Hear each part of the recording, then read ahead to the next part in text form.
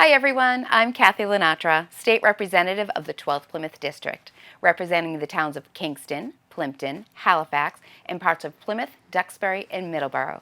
Thank you for joining me for the next installment of Profiles. This program allows me to take time each month to highlight the unsung people, programs, and events that make the 12th Plymouth District so special. I hope you enjoy these stories as much as I do. On today's show, I'm joined by Jeff Archambeault, founder of Race Cars for a Cause. Jeff founded this organization out of love for motorsports, and he wanted to share that passion with veterans and their families. Race Cars for a Cause holds multiple events each year at racetracks all over the Northeast, and to date has served nearly 600 veterans. His organization is run strictly by volunteers, and all donations go straight toward the serving veterans. Welcome, Jeff. Thank you, Thank Kathy. you so much for joining us Thank today. you very much. Good to be here. So let's hear a little bit about you. Let's hear a little bit about your story. Where'd you grow up? Where do you live now?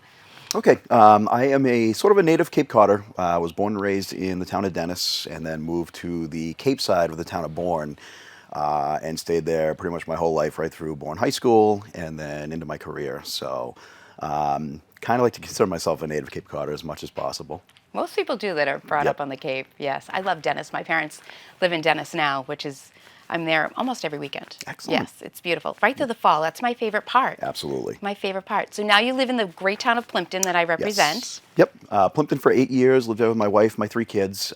We love Plimpton, love the small town feel.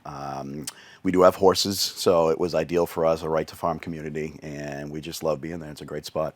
So that's a lot of work to have horses. Yes. Are your children involved with that as well? They are. Our 2 oldest, actually, we're very thankful. They're old enough now to go out and help feed the horses and take care of the horses, and my wife and I can kind of sit back inside and take a little bit of a break. But horses, obviously, it's a 24-hour thing, 365 a year. There really is no breaks at all. So it's nice to have the kids not only help us out, but you kind of get that farm working ethic going, Yes. which is great for them. Yeah. Get them working young and get used to it. Yeah, it teaches them responsibility, Absolutely. right? Which is so important for our young people now. Yes. I think that as I work with a lot of young people, and they kind of miss that. Yes. You know, they miss that. And during COVID, they still had chores, I'm sure. Yep, absolutely. Right? So it kept that routine going for them. Absolutely. Wonderful. Yep. And what kind of horses are they? We have 5 right now. My wife is a certified instructor, so she teaches lessons. And we kind of run the gamut from quarter horse to a Dutch warm blood to a little miniature pony. So we're kind of wow. all over the place. Yeah. Wow. Yep. Yeah, there's a lot of people that I know that have their children in lessons. Yes. I wish I took lessons as a child. I never did. The first time I rode a horse was on the beach in Aruba, thinking, you know, looking at the commercials like my hair was going to be in the wind. And it was hard work, boy. Oh, it is. Oh, my gosh. My legs killed for days. Funny story. So I rode with a law enforcement mounted unit for 2 years. But my first experience was I was on a trail ride up in New Hampshire, and I must have been probably 9 or 10 years old. And the horse that I was on wanted to be the lead horse, and they put me in the back. And I was not an experienced rider at that point, and my horse would just trot right to the front, and I was scared to death. So Oh, from I'm that sure. point forward, I actually was very scared of horses. Yeah. And then came to really grow to love horses through not only my job, but also through then meeting my wife. And I couldn't imagine a life without him now. So it started Wow. off really scared, but really love him now. So being a mounted police officer, a state trooper, how does that process work? Do you just say, oh, I think I want to ride horses? They will put out it's an email that goes job wide to the state looking for temporary positions to ride just during the summertime months. And I was only, I think, on my 2nd year of the job, but I knew from riding horses in the past, I just said I'd love to give it a try. So it's an intensive training program. You go in and they train you up at the mounted stables in Acton. And you go up there it's about a month. It's 4 weeks of training. And then once they get you certified, you get your assignment for the summer. So I actually rode at Horseneck Beach in Westport for a couple of years, nice. which was a lot of fun. Yeah, I bet. Yep. I bet. Do you become attached to that horse? I did. I actually, so there's 2 horses that were my absolute favorites. One unfortunately has passed on, but one is still there, and he was a big Percheron thoroughbred cross. So Percherons are the big draft horses, Yeah. and he was just a massive giant of a horse. His name was Zach, and he Zach. became my best buddy. So every event that I ever wanted to ride, so we do at Gillette Stadium for the Patriots games. We'll ride up at Red Rock Beach in Lynn. Would ride up there. Any basically state reservation, we'd go and ride. But Zach was always my partner. That was my working partner for a good solid 2 years. Oh, that's great. Yeah. I'm sure you miss him. I do a lot. Yeah. Yep. Gosh, well, let's talk about why you're here. Okay. So, Race Cars for a Cause.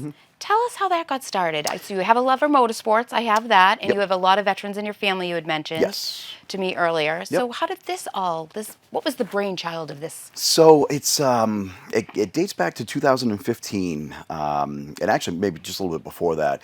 I've been attending professional races for almost 25 years now. I just love going as a spectator and watching the race cars.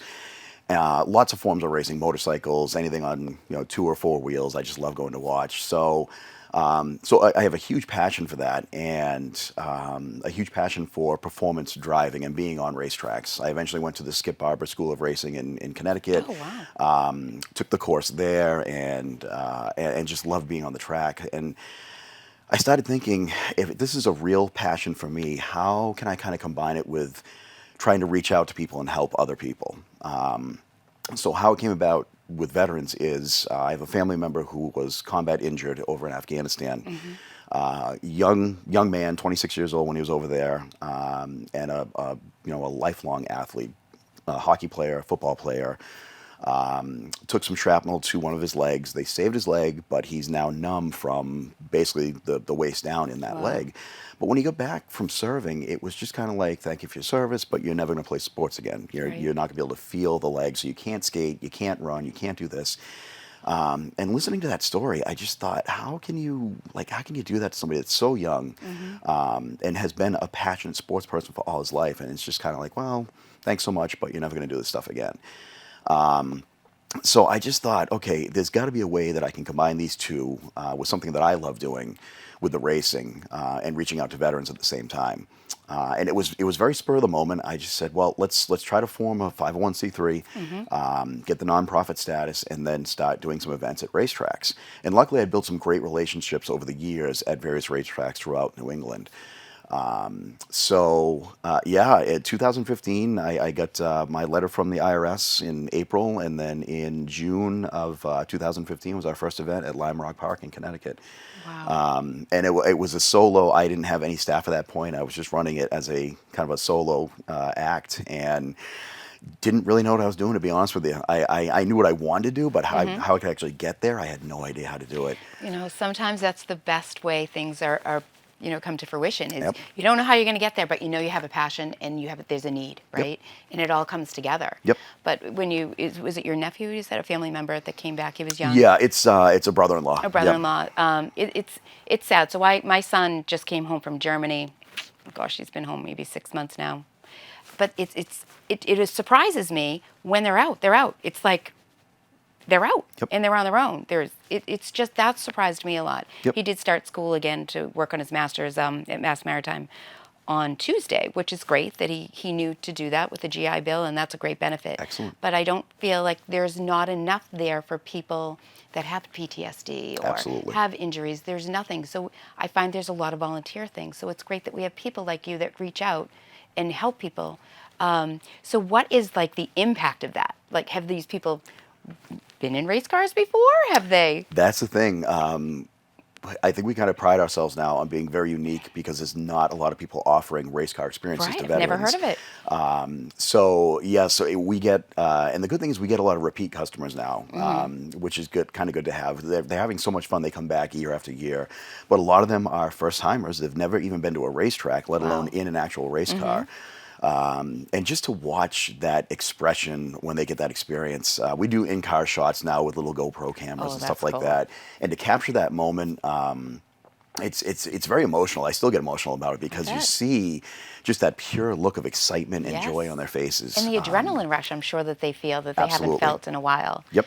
Yeah. Yep. And that's the biggest thing is we don't want to tell people. I like our whole thing is not. We're here to help you. You need some help. You need this. Right. It's nothing like that. This is just good old-fashioned fun, and Yes. that's where we really want to come across as our message is that we just want people to come out and have a day of fun with us. There's no schedules. There's no agendas. It's just show up to the racetrack and get in your favorite car for the day and just come out and have some fun with us. Yeah. So, and it's been, I think that format has been working for us because the numbers just keep growing every year. Well, I'm sure it does. I think, someone that needs help and they don't want to admit that they need help, right? Or they're depressed or Exactly. something. They don't want any, but fun, laughing. Yes. Just laughing with a bunch of guys, a bunch of girls, or just laughing, I think, is really such a big cure for everything. Yep. And that in no agenda. I love that you have no agenda. And I think that intimidates people sometimes when It there's an can. agenda. Oh, I have to perform. Oh, I have to talk. A lot Yep. of people don't want to talk about their feelings, so they don't want to talk at all. Yep. So this sounds great. It's been great. We have a veteran on our staff, a volunteer. Her name's Katrina. She's an Army veteran with a lot of PTSD issues.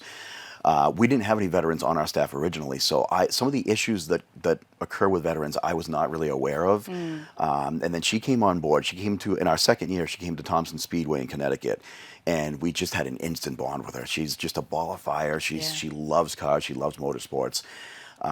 But she brought up a lot of issues that just would never occur to us. Like, she said, you got to realize that sometimes you have cars that are traveling in a line, and that's like a formation that can kind of bring them back to when they were serving because, Wow. you're in a Yeah. convoy. Yeah. She said, you got to think about things like that. Think about the loud exhaust, a backfire here or there could, it's just, Right. it's a trigger. It Right. could set something off.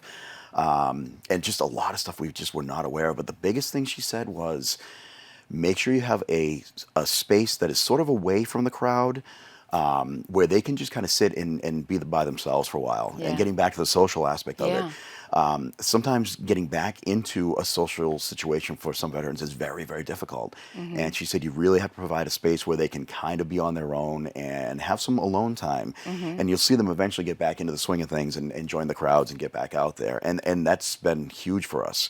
So every time we go out, we'll bring like a 15 by 15 tent with some chairs in it, and it's away from where the sign-in or the actual pit straight where we actually load the veterans into the cars. It's just a nice, separate, quiet space where they can go and be on their own for a little while. Wow, that's great that you have her. Yes. Yeah, Yeah, because she's those are been things great. that, as laymen, we wouldn't think of, right? Exactly, We wouldn't think exactly. of. So how do you get the cars? So we have an unbelievable amount of volunteers that drive for us. We kind of a long story. We got a race car donated to us 2 years ago, Oh, which wow. I never in my wildest dreams would have imagined. But there was a gentleman by the name of Alan Wiltzig. He lives in New York. Loves racing. He actually built a racetrack on his property. He's just the nicest guy in the world. He got wind of what we were doing. And he's got a museum on his property of all retired race cars. Wow. He's a collector, and was gonna but he say. just loves motorsports. It's kind of like myself. And he got wind of what we were doing, and he said, "I've been looking for a charity where I could sort of give back, and I want it to be for veterans." And he said, "I love what you're doing, so why don't you come out and visit the property, and we'll talk." And we had a great conversation. He ended up hosting a tremendous fundraiser for us back Wow. in 2019. And at the conclusion of that fundraiser, brought me into the museum and said, "Would a car like this work for you guys?" And I said, "What do you mean?" He said, "Well, this is the car I learned to race on." And this was a full factory, non-street legal race car. It was the real deal. Wow. He said, "Would this work for you? Would you like to drive this for the veterans?" I said, "That'd be great. But now, cost is obviously a big factor for this. Motorsports is incredibly expensive." And I said, "Alan, I appreciate it, but we can't afford something like this." He said, "Oh, no, no, we're going to donate it to you." And then I think all of our jaws hit the ground Oh, I collectively. bet. We said, "You got to be kidding me." He said, "No, no, I'm fully prepared. We'll get it appraised. We'll donate it to you, and it's yours. Go have some fun with it." So we had this amazing race car. It was based on a Porsche 962 race car. Looked just like the real deal, and yeah, it was amazing to have. But as luck would have it, or misfortune would have it, I guess I should say, COVID hit. Early 2020. So we had just had the car for only 6 months at that point. COVID strikes, no social gatherings, no fundraising, no nothing, and now we have this full-on race car where we can't afford to have it. Right. Tires are $2,000 to replace. Wow. Every year it needs a service to get the engine refreshed and running, and that was $2,500 to $3,000 depending on what it needed, and that's just the bare minimum. Now you're talking brake pads, brake fluid, all the little essentials for a race car.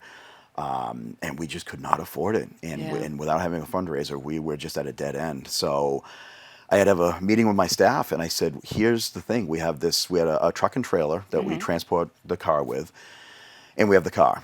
I said, "Do we sell the truck and trailer to try to keep ourselves afloat financially, and we'll have the race car, but we'll have no way to get to the track? Right. Or do we keep the truck and trailer and at least be able to transport our equipment and still have events, but sell the race car?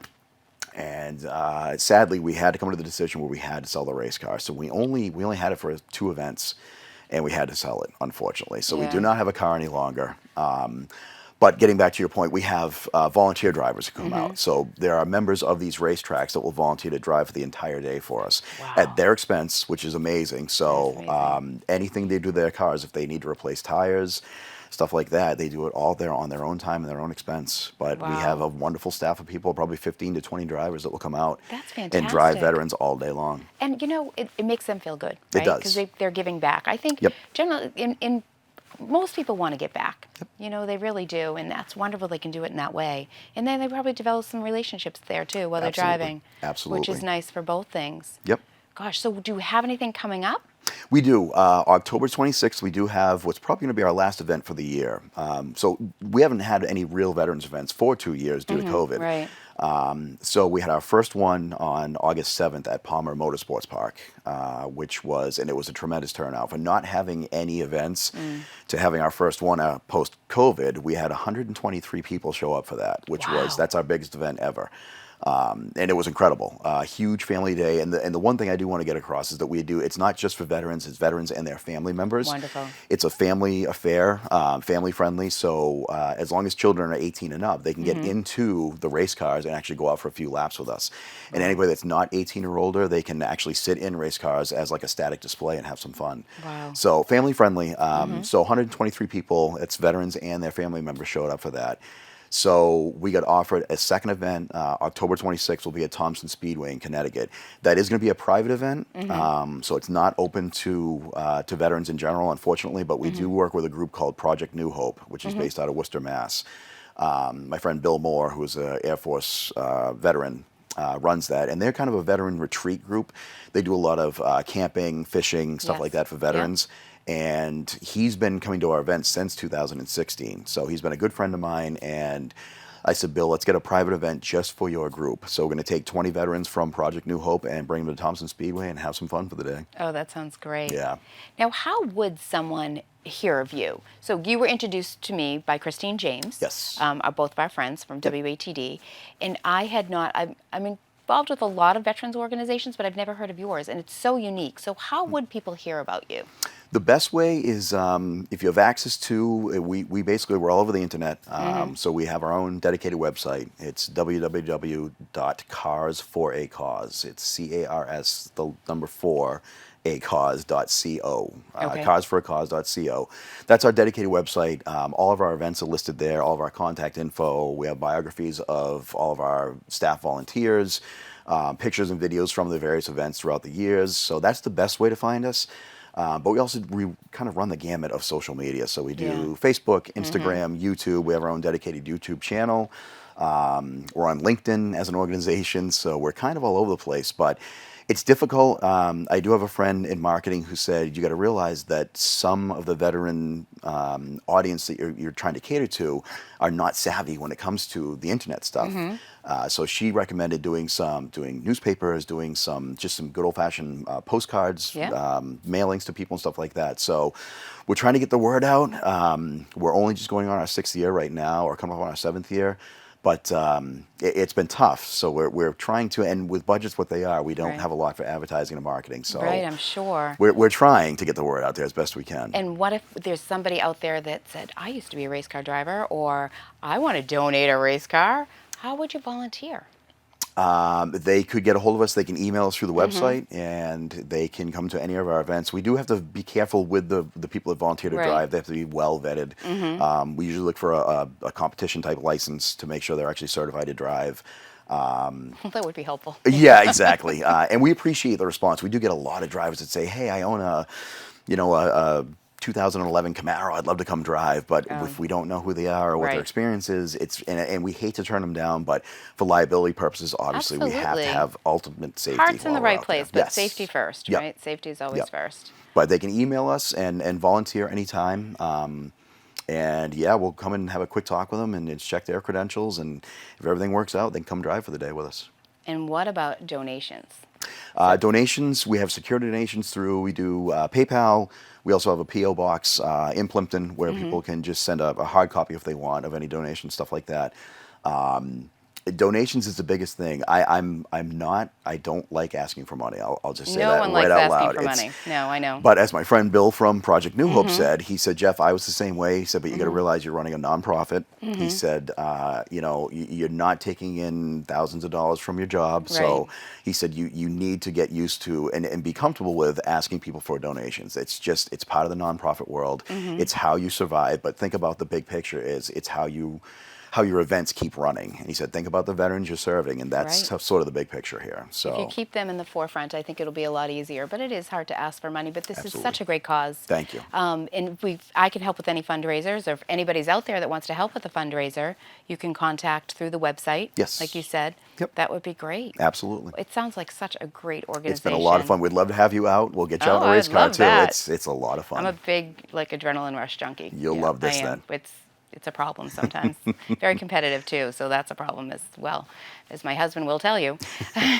But thank you so much for Thank coming you. today, and thank you for all that you do, Thank and you thank so you for your much. service as being a state police officer. Thank you. I know that being a trooper is not easy, and you've been doing it for how long now? 18 years as a trooper, and I was 5 years as a local. So I've So you've been technically. there a long time. You look so young. Thank you. I've Started got when 2 you were a years baby. left, and I can retire. So Wow, isn't knock that on wood. great? Yeah. You think you'll just do the 2 years and retire? I think so. We'll see. But there's so much you can do after you're still young. That's the thing. That's the great thing and about then really that job. focus on the nonprofit. Right. That's kind of my goal. Oh, that's wonderful. Yep. Well, the veterans are lucky to have you. Thank you. Thank I you for all you appreciate that. do. Thank you. Gosh, and we'll be right back for the State House Minute.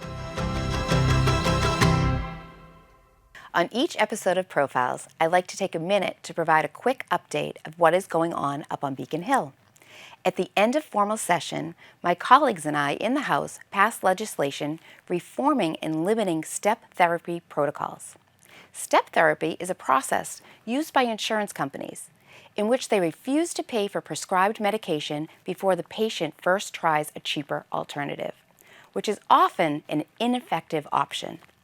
The legislation creates exceptions a patient can use to avoid an insurer's step therapy protocol, such as if the treatment would harm the patient or if the patient has previously tried the alternative and it was ineffective. It requires both Mass Health and commercial insurers to provide a clear and transparent exception process. The legislation also ensures that patients do not experience a delay in accessing treatment while requesting an exemption. I firmly believe that the decision regarding the best treatment option should be made between a patient and their healthcare provider, not the insurance company looking for a healthy bottom line. I want to thank Speaker Mariano and Chairman Lon for their work on this very important legislation. I want to thank Jeff for all his work in providing veterans and their families an exhilarating racing experience. Jeff has channeled his passion for motorsports into helping veterans and sharing that passion with them. This is truly an incredible organization, and I'm proud to have them in the 12th Plymouth District. Thank you, Jeff, for all you do for the veterans of the Commonwealth. Thanks for watching, and I hope you'll join us next month for Profiles with myself, Kathy LaNatra.